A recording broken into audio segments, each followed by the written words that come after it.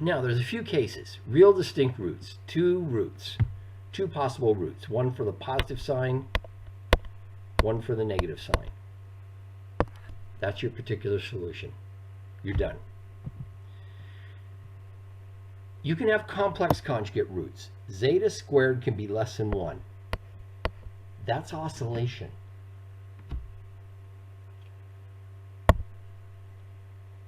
That's where zeta can be very close to 0.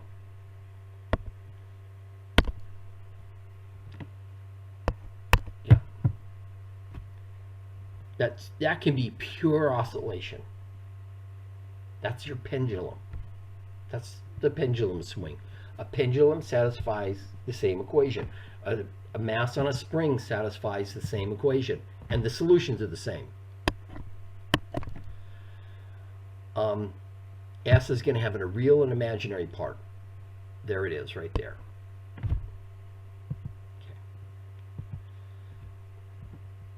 Damped oscillating frequency.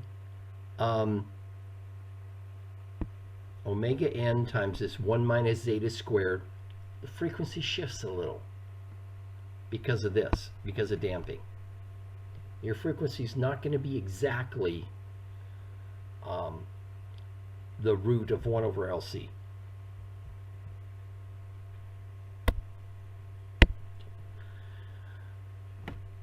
Damping factor. This is the real factor. We'll get to the exponential of a, you guys ought to know this, but I'll review a little math. The exponential of a complex number. Real easy, not tough at all.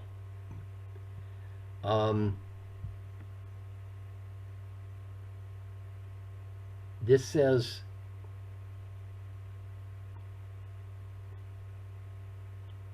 if this is real, the first case, everything's real. No complex numbers here. For this to be a real number, for x to be a real number, it forces k2 to equal the complex conjugate of k1.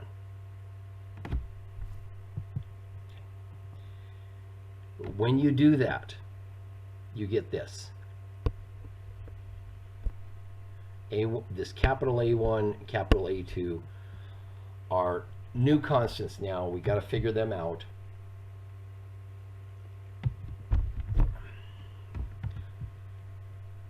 A theorem of calculus. I think it's de Moivre's theorem. I can't remember. E to the j. J is the square root of -1 times an angle straight across equals cosine of that angle plus j sine of that angle. Come on, why won't my pen work for me? No, it just turned off. Okay, here we go. I hate that. It's got a little timeout. I'm using it all the time, and it just wants to time out on me. It's got plenty of juice, plenty of battery power. It's just got a little timeout thing, independent of whether I'm using it or not. Okay. J is the square root of -1. In electrical engineering, that's what we do. Instead of I, because I is used for current all the time in electrical engineering, so they came up with a separate symbol for the complex conjugate. Extremely widely used. Okay, so we get this. Here's another way to look at it. Where's the sigma? There. Sigma, sigma, sigma, sigma. See what's going on? And then you multiply it times this. Okay. Moving on. And they're telling you the same thing I just told you.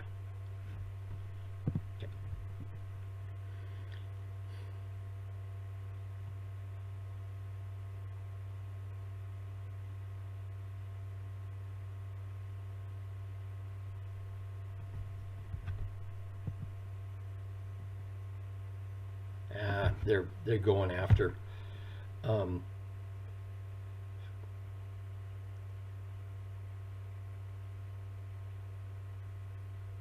This is a solution. The real part of a complex, here's the complex part. The real part of that is a solution. The trouble is,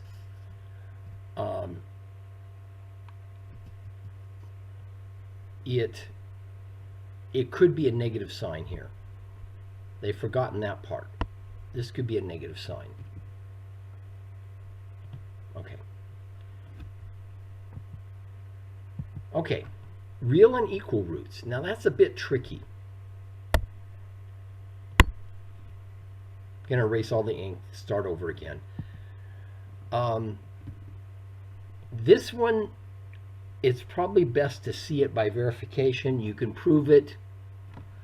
Basically, the way it works, the way I showed you earlier, the DDT,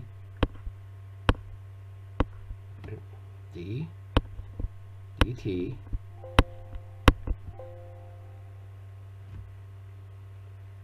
of, I don't know what it didn't like about that, plus S times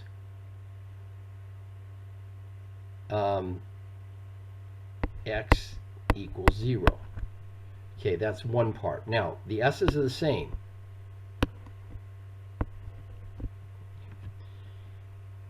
That now I'm going to take oops, I'm sorry.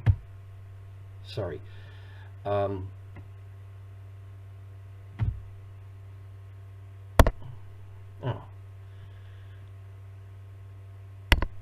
that's all I'm going to say. Okay, dt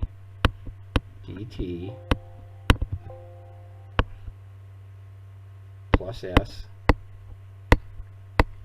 dt plus S times X equals 0. This doesn't have to be 0, but this has to solve a case where ddt plus S times Y equals 0. Y has to satisfy this. That means, let's get my eraser out.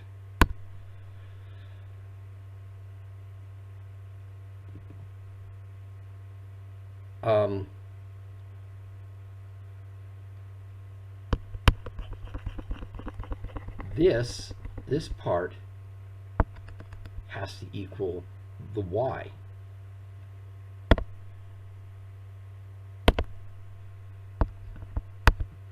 Where Y satisfies this. When you work this out, you do come up with this. Okay? This Y has to equal KE to the ST. And when you integrate this, you get X has to equal the BT times the, you get this factor of T multiplier. Won't go through it. You can prove it. If these things are true. This, you get the T multiplier times that. Okay. It's all real.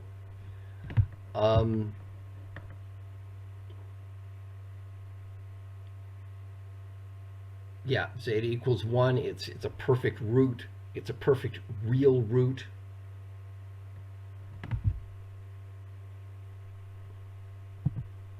Okay.